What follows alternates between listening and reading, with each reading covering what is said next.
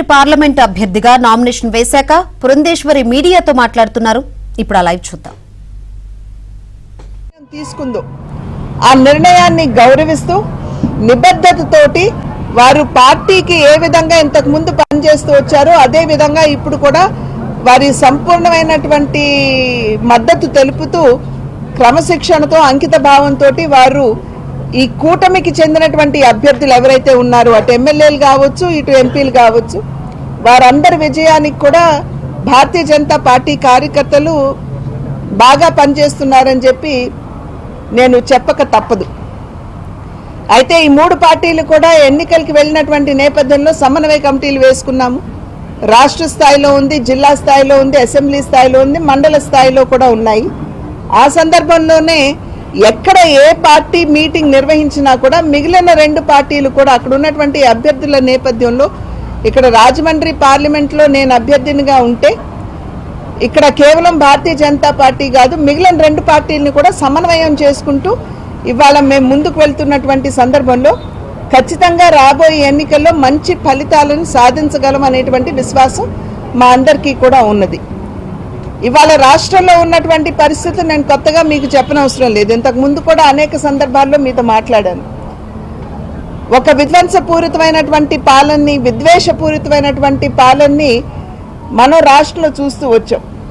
సాధారణంగా నిర్మాణాత్మకంగా ప్రారంభం అవ్వాల్సినటువంటి పాలన విధ్వంసంతో ప్రారంభమైంది. ప్రజావేది కూల్చివేత, అంతర్వేది రద్దదగ్ధం, శ్రీరాముని శిరచ్ఛేదం, అదేవిధంగా పిఠాపురం గుడి, ఈ రకంగా మనం చూసాం. అనేక విధ్వంసకర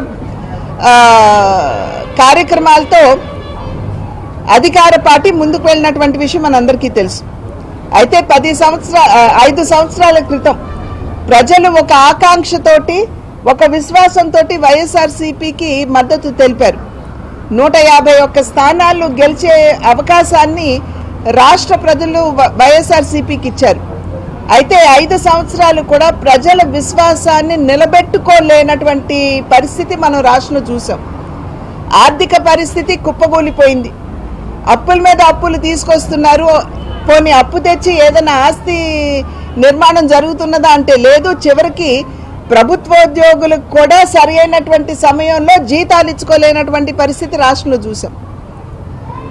అదేవిధంగా ఏ రంగం వారికి కూడా ఇవాళ న్యాయం జరగనటువంటి నేపథ్యం. ఏ రంగానికి న్యాయం చేయలేదు కాబట్టి అరాచకంగా వారి మీద ఎవరైతే పెట్టుబడులు పెడుతున్నారో వారి మీద అరాచకంగా ఒత్తిడి పెట్టి వారిని ఇబ్బందులకి లోన్ చేస్తున్నటువంటి సందర్భంలోనే మైనింగ్ ఉందనుకోండి, మైనింగ్ ఏమంటున్నారు, వారికి వాటా అన్న ఇవ్వాలి, లేకపోతే తక్కువ ధరకి క్వారీలు వారికి ఇచ్చేసేయాలి. ఇండస్ట్రీలు, పరిశ్రమల యొక్క పరిస్థితి కూడా అదే. కనుక ఇవాళ రాష్ట్ర పరిస్థితి కనుక చూసినట్లయితే పెట్టుబడులు వెనక్కి తీసేసుకుంటున్నారు. పరిశ్రమలు బయటికి తీసుకువెళ్ళిపోవటం సాధ్యం కాదు కాబట్టి పంటి బిగువున ఇవాళ పరిశ్రమలు ఇక్కడ ఉన్నాయి. కానీ కొత్త పరిశ్రమ ఏది కూడా మన రాష్ట్రానికి రాలేదు, కొత్త పెట్టుబడి రాలేదు. ఇవాళ ఈ యొక్క పరిశ్రమలు రానటువంటి సందర్భంలో మన బిడ్డలకు కూడా ఇవాళ ఉపాధి అవకాశాలు సరి అయినటువంటి స్థాయిలో దొరకనటువంటి పరిస్థితిని మనం ఇక్కడ చూస్తున్నాం. అదేవిధంగా మహిళలకి న్యాయం అని చెప్పి అన్నారు. నా అక్క, నా చెల్లి అని చెప్పి ముఖ్యమంత్రి గారు తను ఎక్కడ మీటింగ్ పెట్టినా కూడా ప్రారంభిస్తారు. కానీ మహిళలకి సైతం ఇవాళ సరి అయినటువంటి స్థాయిలో న్యాయం చేసేటువంటి పరిస్థితి రాష్ట్రంలో లేదు. NCRB report, national crime report ఏదైతే ఉందో వారు ఇచ్చినటువంటి నివేదిక ఏమిటంటే మహిళల పట్ల జరిగేటువంటి క్రైమ్ ఏదైతే ఉందో అది ఆంధ్ర రాష్ట్రంలో పెరిగిపోతుంది అని చెప్పి వారు ఇచ్చినటువంటి సర్వే రిపోర్ట్. ముఖ్యమంత్రి గారి ఇంటికి కూతవేటు దూరంలో మహిళపై అత్యాచారం చేసి ఆ మహిళని చంపేస్తే ఆ కుటుంబానికి న్యాయం చేసుకునేటువంటి పరిస్థితి వాళ్ళ రాష్ట్రంలో లేదు. అదేవిధంగా బీసీలు అన్నారు, బీసీ కార్పొరేషన్స్ అన్నారు. 56 బీసీ కార్పొరేషన్లు పెట్టారు. పేరుకు మాత్రం అక్కడ బీసీ కార్పొరేషన్స్ ఉన్నాయి కానీ నిధులు కానీ విధులు కానీ అక్కడ లేవు అనేటువంటి విషయం మనం సుస్పష్టంగా ఇక్కడ అర్థం చేసుకోవాలి. కనీసం సరి అయినటువంటి స్థాయిలో ఆ కార్పొరేషన్కి నిధులు సమకూర్చి ఆ ఉపకులాల్లో ఉన్నటువంటి వారికి న్యాయం చేసుకునేటువంటి పరిస్థితి వాళ్ళ రాష్ట్రంలో లేదు. బీసీ కమిషన్కి చట్టబద్ధత కేంద్ర ప్రభుత్వం ఇస్తే, రాజ్యాంగ హోదా ఇస్తే, ఇవాళ రాష్ట్రంలో ఉన్నటువంటి బీసీ కమిషన్కి నేటి వరకు కూడా చట్టబద్ధత లేదు. అంటే బీసీ కులాల్లో ఉన్నటువంటి వారు ఎక్కడికెళ్ళి న్యాయం చేసుకోగలరు? ఇవన్నీ కూడా ప్రజలు ఆలోచిస్తున్నారు. ఎస్సీ కులాల్లో ఎస్సీలు కనుక చూసినట్లయితే 27 కార్యక్రమాలు నీరుగార్చేశారు. ఎన్ఎఫ్బిసి, ఎన్ఎస్ఎఫ్బిసి కింద రావాల్సినటువంటి నిధులు సైతం ఇవాళ ఎస్సీ కులాల వారికి రావడం లేదు. బీసీ కులాల్లో ఉన్నటువంటి వారికి నీట్ పరీక్షల్లో రిజర్వేషన్ ని కల్పించి ఉన్నత విద్య అంటే వైద్య విద్యని అభ్యసించేటువంటి అవకాశం కేంద్ర ప్రభుత్వం వారికి సమకూర్చింది. కోరుకొండ లాంటి సైనిక్ స్కూల్స్ లో ఇవాళ బీసీ కులాల్లో ఉన్నటువంటి బిడ్డలకి రిజర్వేషన్ కల్పించి మంచి ప్రమాణాలతో కూడినటువంటి విద్యని అందుకునేటువంటి అవకాశం కేంద్ర ప్రభుత్వం ఇవాళ వారికి కల్పించింది. కానీ రాష్ట్రంలో మటుకు పేరుకి నా ఎస్సీలు, నా బీసీలు, నా ఓబీసీలు అని అంటారు, కానీ ఎక్కడా కూడా ఈ కులాల్లో ఉన్నటువంటి వారికి న్యాయం చేసేటువంటి పరిస్థితి మనం చూడటం లేదు. ఇక్కడే ఉన్నటువంటి అనంతబాబు గారు మరి ఎస్సీ డ్రైవర్ని హత్య చేసి డోర్ డెలివరీ చేస్తే అదే అనంతబాబుని వేదిక మీద పక్కన కూర్చోబెట్టుకుని ముఖ్యమంత్రి గారు ప్రసంగిస్తారు, కానీ వారి మీద మటుకు ఎటువంటి చర్యలు ఉండవు.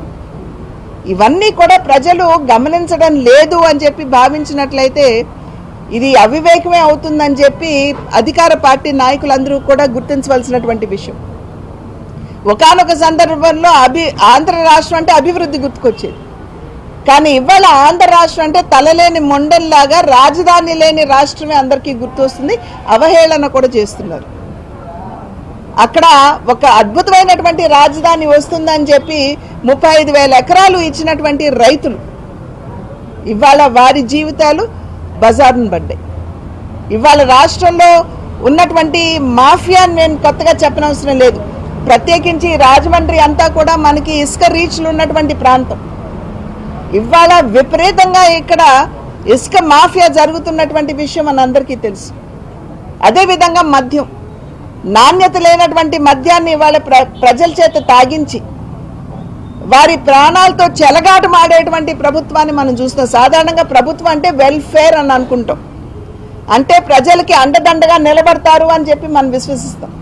కానీ ఇక్కడ ప్రజల జీవితాలతో ఆడుకునేటువంటి ప్రభుత్వాన్ని మనం ఇక్కడ చూస్తున్నాం. ఇసుక అంటే కేవలం ఏదో కొద్ది మందికి పరిమితం అయ్యేటువంటి అంశం కాదు. ఇది 35 లక్షల మంది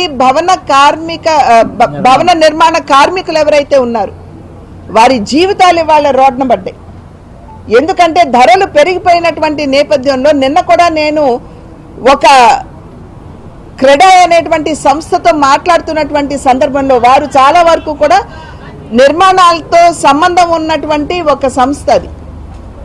వారితో మాట్లాడుతున్నటువంటి సందర్భంలో కూడా వారు చెప్తున్నారు ధరలు విపరీతంగా పెరిగిపోయి ఇవాళ పొరుగు రాష్ట్రాలకి వెళ్ళి ఆస్తులు కావచ్చు, అదేవిధంగా ఇళ్ళు కావచ్చు, లేదా ఫ్లాట్లు కావచ్చు కొనుక్కోవటానికి సన్నద్ధంగా ఉన్నారు, కానీ మన ఆంధ్ర రాష్ట్రంలో కొనుక్కోవటానికి ఎవరు ముందుకు రావడం లేదు. ఎందుకంటే ధరలు పెరిగిపోయాయి అని చెప్తున్నారు. కనుక నిర్మాణ రంగం కూడా ఇవాళ ఇసుక మాఫియా వలన కుదేలైనటువంటి విషయం మనం ఇక్కడ గమనించాలి. కనుకనే డబుల్ ఇంజిన్ సర్కార్ అంటున్నాం. కేంద్రంలో